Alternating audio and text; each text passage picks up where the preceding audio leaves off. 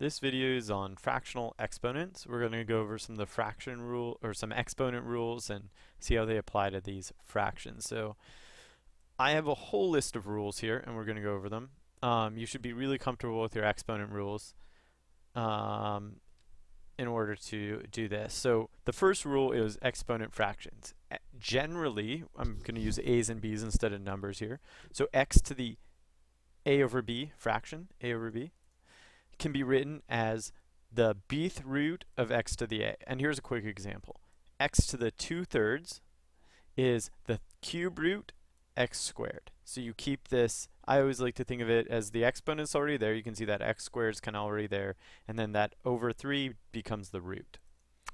Okay, so if you don't have these memorized or you're not comfortable with them, take a moment, pause the video, write these down, get comfortable with them, because they'll soon become second nature, but they're really important. Yes, these are a very important part of the course, and you will be using this notation for the rest of your math career. So take a moment, write it down, get comfortable with it, try an example. The next rule is x to the a times x to the b is x to the a plus b. And here's a quick example. X cubed times x squared is x to the 3 plus 2, which is x to the 5. Okay. And our next rule is about dividing exponents. So x to the a over x to the b is x to the a times x to the negative b, which can be written x to the a minus b. And here's a quick example. X to the 4 over x to the 2 is x to the 4 times x to the negative 2, which is x to the 4 minus 2, which is x squared. So all these are very valuable and very important. And again, take a moment, pause the video, replay this part, get comfortable with these rules. Okay, let's solve our big, ugly fractional exponent problem. So I've rewritten it in my little typing program so we can work with it. Okay, so let's apply these rules we just learned. So I'm going to look at the top. It's 4 to the 1/2 times 4 to the negative 3/2. And we will use our addition rule here, or our a times b is a plus b. So let's look at that. So we're going to do 4 to the 1/2 times 4 to the negative 3/2.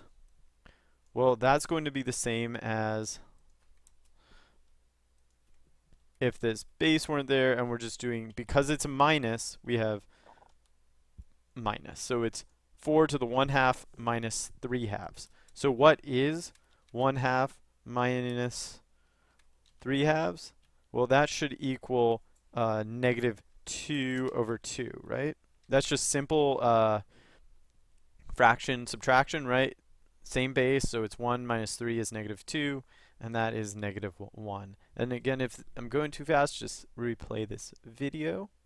So anyway, so we have 4 to the 1/2 minus 3/2, which is the same as 4 to the negative 1.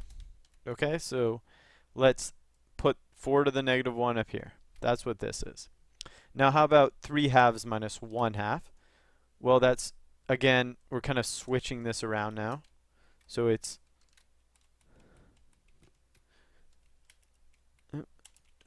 3/2 minus 1/2. Like that.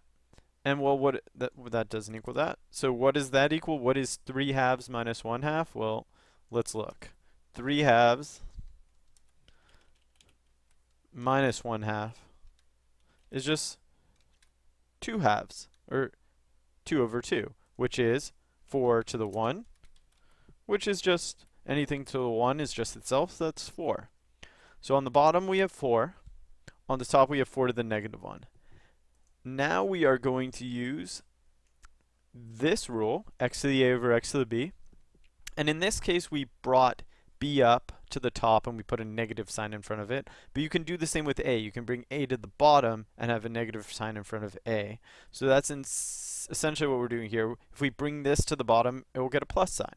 So this equals, right? If we bring the 4 to the bottom, there's only 1 on top, right? That's just the empty kind of space is 1. And then we have 4 to the 1. The 1 becomes positive. And then that's times 4, which is the same as 4 to the 1 as well. We can put a 1 here if you want. So that we know that when we multiply them, we use this rule and we add those ones. So that equals 1 over 4 to the 2, which equals 1 over 16. And that is our solution to this problem.